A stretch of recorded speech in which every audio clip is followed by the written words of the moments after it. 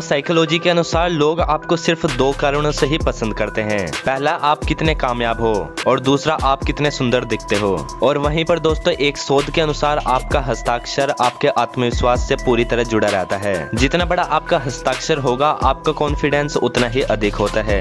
तो दोस्तों, क्या आप ऐसी साइकोलॉजी सीखना चाहते हो जो आपके जीवन में हर एक कदम पर आपके काम आने वाली है? जैसे जैसे आप वीडियो में आगे बढ़ते जाओगे, गारंटी है आप कहोगे कि यह तो हमारी रियल लाइफ में होता है। आप जो बोल रहे हो बहस के लिए, सुनने के लिए अच्छा है, लेकिन प्रैक्टिकल नहीं है। बिल्कुल प्रैक्टिकल है। तो आइए जानते हैं फैक्ट नंबर 1। दोस्तों, आप सभी बाजार तो जाते ही होंगे और वहां पर दुकान से शॉपिंग भी करते होंगे। तो आप दुकानदार से किसी भी चीज के रेट कैसे कम करा सकते हो, आइए समझते हैं। मान लीजिए कि आप एक कपड़े की दुकान में गए और वहां पर आपने एक जींस देखी और वह जींस है 5,000 रुपए की। अगर आप उस जींस के रेट कम कराना चाहते हो तो दुकानदार से ये शब्द बोलिए, दोस्त ये आपकी जींस है तो बहुत अच्छी, मुझे ये जींस देखते ही पसंद आ गई थी, पर इसका रेट तो 5,000 रुपए है। अगर इसका रेट 3,000 रुपए होता तो मैं इसे पक्का खरीद लेता। दोस्तों, इससे क्या होगा कि दुकानदार साइकोलॉजिकल प्रभाव के कारण आपसे आत्मिक रूप से जुड़ जाएगा और वो सोचेगा कि आपके पास 3,000 रुपए ही होंगे। और दोस्तों, अगर दुकानदार को 3,000 रुपए में जींस को बेचकर कुछ थोड़ा भी मुनाफा होगा तो वो आपको उस जींस को 3,000 रुपए में ही दे देगा। दोस्तों, कभी इस फैक्ट को ट्राई करके जरूर देखिएगा। Fact number 2। दोस्तों, आप किसी न किसी के साथ बहस या डिबेट तो जरूर करते होंगे और हो सकता है कि आप लास्ट में हार मानकर बैठ जाते होंगे। वैसे अगर आप किसी ऐसे वाद विवाद को जीतना चाहते हैं तो बहस के दौरान अपनी बातों को जल्दी जल्दी बोलना सीखें। जैसे आप YouTube पर वीडियो की प्लेबैक स्पीड को बढ़ाते हो, वैसे ही आपको अपनी बातों की स्पीड बढ़ानी है। इसका पहला फायदा तो यह है कि सामने वाला गलती से भी आपकी स्पीड नहीं पकड़ पाया तो आपकी बातों का उल्टा जवाब दे पाना उसके लिए असंभव हो जाएगा। और इसका दूसरा फायदा यह है कि अगर ये बहस कुछ लोगों के बीच हो रही है तो वहाँ पर मौजूद लोग आपकी तीव्र वाणी से प्रभावित हो जाएंगे और सबकॉन्शियसली वो आपको कॉन्फिडेंट समझ लेंगे। और वैसे भी दोस्तों, जो बंदा अपनी बातों पर कॉन्फिडेंट होता है, असली विजेता तो वही होता है। Fact number 3। दोस्तों, अगर आप एक स्टूडेंट हो तो इस बात पर विशेष ध्यान दीजिएगा कि अगर एग्जाम में किसी क्वेश्चन का आंसर दे रहे हो तो उसकी स्टार्टिंग बिल्कुल दमदार तरीके से करें और लास्ट मतलब एंडिंग भी बिल्कुल सही दमदार तरीके से करें। बीच में अगर आप थोड़ा बड़ा चढ़ा भी देते हो, इससे इतना फर्क नहीं पड़ेगा।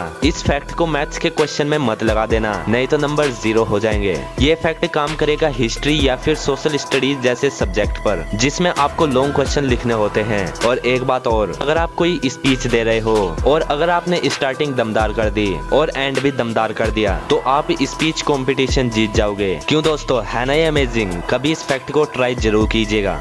Fact number 4। दोस्तों, अगर आपका अपनी पत्नी, मम्मी पापा, दोस्त या फिर भाई बहन किसी से भी आर्गुमेंट हो गया है, मतलब कि विवाद, झगड़ा, बहस, आप इसे कुछ भी कह सकते हो और उसमें आपका पॉइंट कमजोर है, तो इस कंडीशन में आपके पास 3 ऑप्शन है। या तो आप बंदर बनकर सुनते रहो, या फिर सॉरी सॉरी बोलते रहो, और एक तरीका और भी है जिससे आप सॉरी बोले बगैर झगड़े को खत्म कर सकते हो, वो आपको किसी ने नहीं बताया होगा। और दोस्तों, अगर ये आर्ग्यूमेंट आपकी पत्नी के साथ हो रहा है तो वो तीसरा तरीका यह है कि आप अपनी पत्नी को बोलो, यार आपने ये साड़ी आज कितने दिन बाद पहनी है, ये तो बहुत ही गजब लग रही है, बस झगड़ा खत्म। बाकी आप लोग समझदार हो। यही तरीका दोस्तों के साथ भी चलता है। जैसे किसी बात को लेकर आपका दोस्त आपको सुना रहा है तो उसे बोलो कि यार आपने उस दिन उस आदमी के साथ क्या बहस की थी, उसकी तो आपने बोलती ही बंद कर दी। बस इतना सुनते ही वो सारे झगड़े भुला देगा। बस आपका कहने का तरीका सही और प्रभावी होना चाहिए। दोस्तों, अगर आपकी आर्ग्यूमेंट मम्मी पापा, भाई बहन, पति या दोस्त इनमें से किसी के साथ भी होती है